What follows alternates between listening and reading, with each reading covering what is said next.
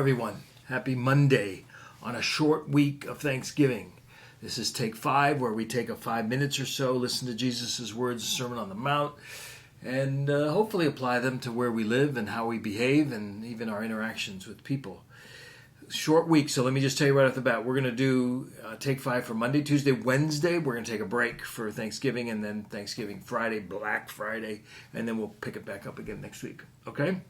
So, here's what I want you to think about. We're sort of coming down the home stretch with Sermon on the Mount. Sermon on the Mount is Matthew 5, 6, and then 7. We're now starting chapter 7. And the theme of chapter 7 is an interesting one, and where it begins with the theme of judgment, of judging, both God's judgment and our judging of others. And here's what I want you to think about. Where do I stand in the place of God? Think about that for just a minute, and I want you to hear these words. Judge not that you be not judged, for with the judgment you pronounce you will be judged, and with the measure you use it will be measured to you.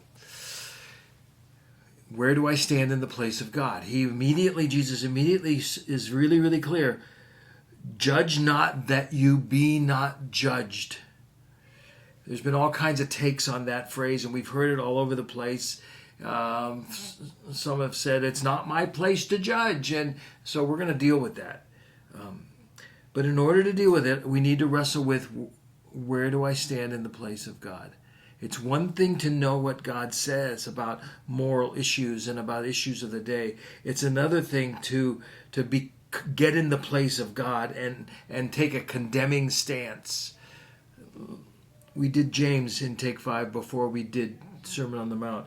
I want to remind you of a few words we heard from James where he said, "Brothers and sisters, do not slander one another.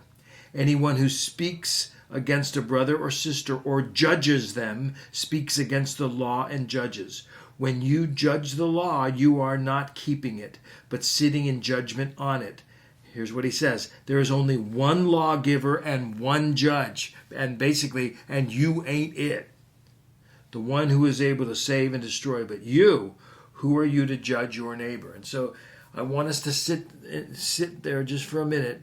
Where do I act in the place of God? When I make decrees about somebody's life or about what's going on, or when I take this posture of self-righteous and knowing everything that's right, be careful of that.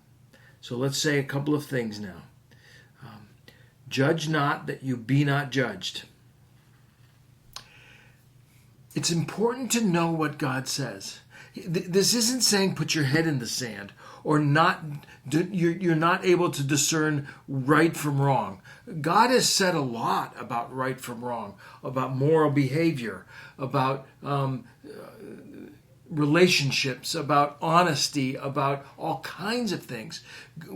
It's clear at times to know what God says.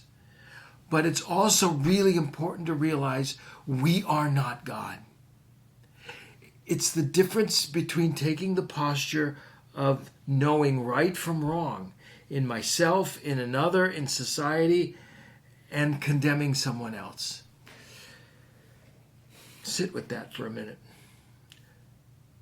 Judge not that you be not judged. When I become that God-posturing person, look out, because everyone now is going to start judging me with the same bar. So what are we saying here? I want to get to verse 2 in a second, although we're running out of time. We're saying it is important to know what God says about right from wrong, morality and other things. But it's another thing to take the posture of God and becoming in His place and judging everyone. Two extremes to avoid in this passage. One is silence on moral issues in my life or in others. You can't be silent. You have to speak up. Start with myself. I know this is wrong. If someone asks you about a lifestyle that you know is 180 degrees from God's standard, you don't want to be silent on moral issues. But the other extreme to avoid, silence on moral issues, presuming the place of God. We're going to pick this up more in tomorrow and Wednesday. But let's leave it with this. Jesus is talking about a posture of being a censoring person, of always being the, sorry, that's wrong, and let me tell you why, because it's going to come right back on you. It's important to know right from wrong, but it's important not to be that guy that's always judging. Let's sit with that for a minute, and we'll pick it up tomorrow. I'll see you on Tuesday.